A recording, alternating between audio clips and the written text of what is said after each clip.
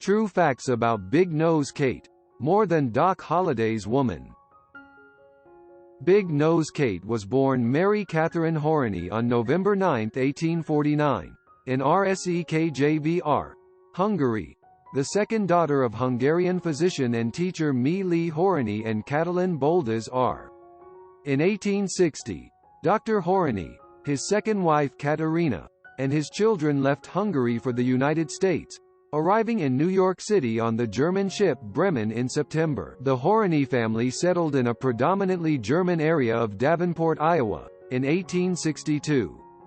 Haroney and his wife died within a month of one another in 1865.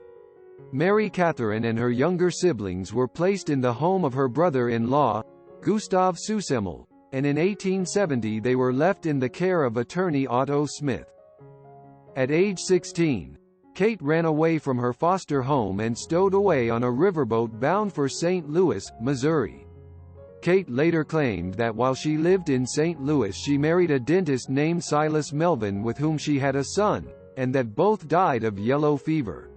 In 1874, Kate was fined for working as a sporting woman in a sporting house in Dodge City, Kansas, run by Nellie Bessie Earp, James Earp's wife. Kate's Saloon in Tombstone, originally called the Grand Hotel, was built in 1880. The McLaury brothers stayed there the night before the gunfight at the OK Corral. In 1876, Kate moved to Fort Griffin, Texas, where in 1877 she met Doc Holliday. Doc said at one point that he considered Kate his intellectual equal. The couple went with Earp to Dodge City and registered as Mr. and Mrs. J. H. Holliday at Deacon Cox's boarding house. Doc opened a dental practice by day but spent most of his time gambling and drinking. The two fought regularly and sometimes violently, but made up after fights despite the volatile relationship. The couple later married in Valdosta, Georgia. They traveled to Trinidad, Colorado, and then to Las Vegas, New Mexico, where they lived for about 2 years. Holliday worked as a dentist by day and ran a saloon on Center Street by night. Kate also occasionally worked at a dance hall in Santa Fe. Doc and Kate later met up again with Wyatt Earp and his brothers on their way to the Arizona Territory. Virgil Earp had already been in Prescott and persuaded his brothers to move to Tombstone. Holliday was making money at the gambling tables in Prescott, while Kate worked as a prostitute in the upstairs rooms at the Palace Saloon. He and Kate parted ways when Kate left for Globe, Arizona, but she rejoined Holliday soon after he arrived in Tombstone. Holliday, like his friend Wyatt Earp, was always looking for an opportunity to make money, and joined the Earps in Tombstone during the fall of 1880. On March 15, 1881, at 10 p.m., 3 cowboys attempted to rob a Kinnear Company stagecoach carrying $26,000 in silver bullion near Benson, Arizona, during which the popular driver Eli Bud Philpott and passenger Peter Rohrig were killed. Cochise County cowboy Bill Leonard, a former watchmaker from New York City, was one of 3 men implicated in the robbery, and he and Holliday had become good friends. When Kate and Holliday had a fight, County Sheriff Johnny Bean and Milt Joyce, a county supervisor and owner of the Oriental Saloon, decided to exploit the situation. Both were members of the Tombstone 10% ring.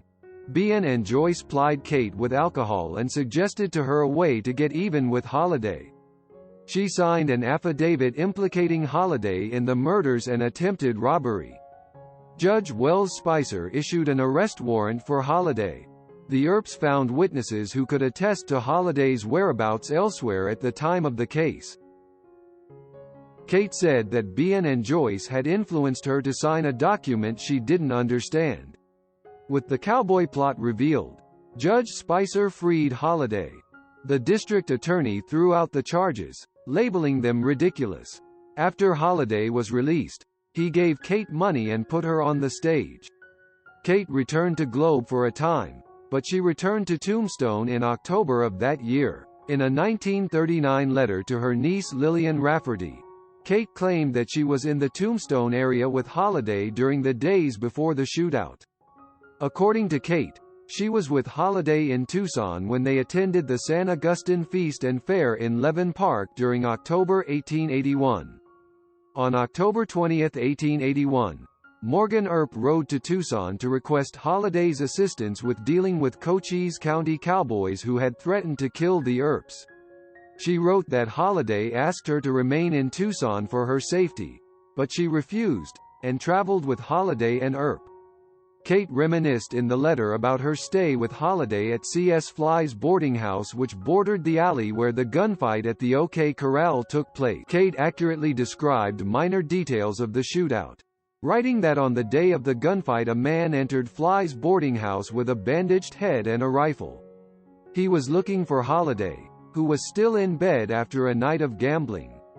Kate recalled that the man who was turned away by Mrs. Fly was later identified as Ike Clanton, whom City Marshal Virgil Earp had pistol-whipped earlier that day when he found Clanton carrying a rifle and pistol in violation of city ordinances. Clanton's head was bandaged afterward. Virgil Earp had disarmed him earlier that day and told Ike he would leave Ike's confiscated rifle and revolver at the Grand Hotel, which was favored by cowboys when they were in town. Ike testified afterward that he had tried to buy a new revolver at Spangenberger's gun and hardware store on 4th Street, but the owner saw Ike's bandaged head and refused to sell him one. Clanton was unarmed at the time of the shootout later that afternoon. Ike testified that he picked up the weapons from William Soule, the jailer, a couple of days later. After Doc Holliday died in 1887, Kate married Irish blacksmith George Cummings in Aspen on March 2, 1890. After working several mining camps throughout Colorado, they moved to Bisbee, Arizona, where she briefly ran a bakery. After returning to Wilcox, Arizona, in Cochise County, Cummings became an abusive alcoholic and they separated. In 1900, Kate moved to Cochise and worked for John and Lulu Rath, owners of the Cochise Hotel. Cummings committed suicide in Cortland, Arizona, in July 1915. In 1931, the 80-year-old Kate contacted her longtime friend, Arizona Governor George Hunt, and applied for admittance to the Arizona Pioneers' home in Prescott, Arizona.